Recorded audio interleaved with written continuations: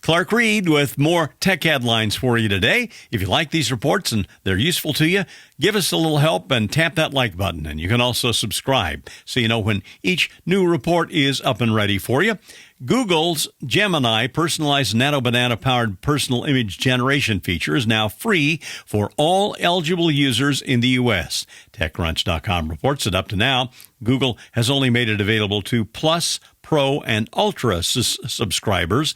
The Google Gemini personal intelligence feature allows users to create images that reflect their unique interests, and that means images can be generated based on Gemini's understanding of your likes and preferences without you having to specify them in your prompt. Gemini utilizes data from your Google account connections like Gmail, Google Photos, YouTube, and Search to achieve this. And it can also pull actual photos from your Google Photos library so you don't have to manually upload those pictures. Google notes that the Gemini AI chatbot exceeded 750 million active monthly users earlier this year, and that's way more than a niche, folks.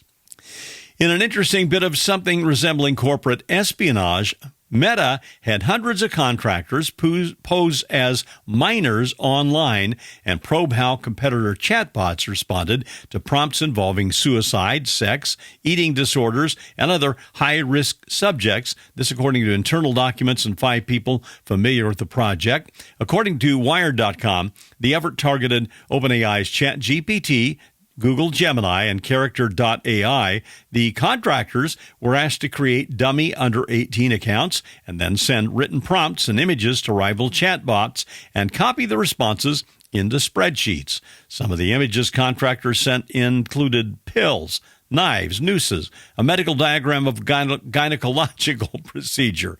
Out of the almost 4,000 prompts reviewed by Wired, hundreds focused on suicide and self-harm, and about 240 involved sex or romance. There were a number that involved drugs, profanity, and racial slurs, too.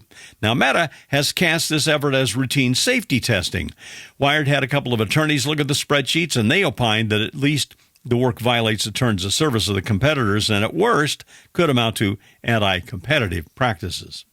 The Brits are now considering following what the Europeans have done, that is, forcing Apple to allow third-party app payments as well as Apple Pay rivals. 9to5Mac.com notes that the British antitrust regulator has proposed forcing Apple to allow developers to link third-party payment options to purchase apps and subscriptions outside the App Store. The proposal would specifically ban Apple from using the same forms of what they termed malicious compliance as it's tried in the U.S. and the EU. The EU required Apple to permit third-party app stores, while the U.S. court ruled the developers have the right to direct iPhone users to third-party payment platforms for app purchases, such as subscriptions, too. Now, the British Competition and Markets Authority, the CMA, is proposing to apply the latter rule to the UK.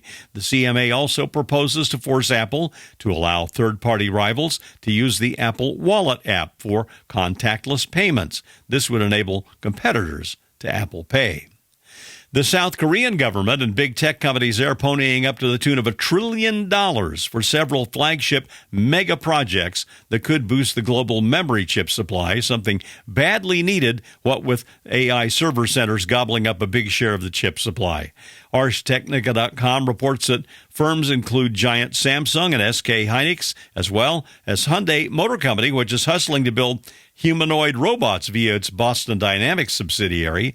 South Korean President Lee Jae-myung said in a speech, "We must secure the core elements of AI faster than any other country." Between the South Koreans, China, the U.S., and others, the race is on. I'm Clark Reid, and you're Technified for now.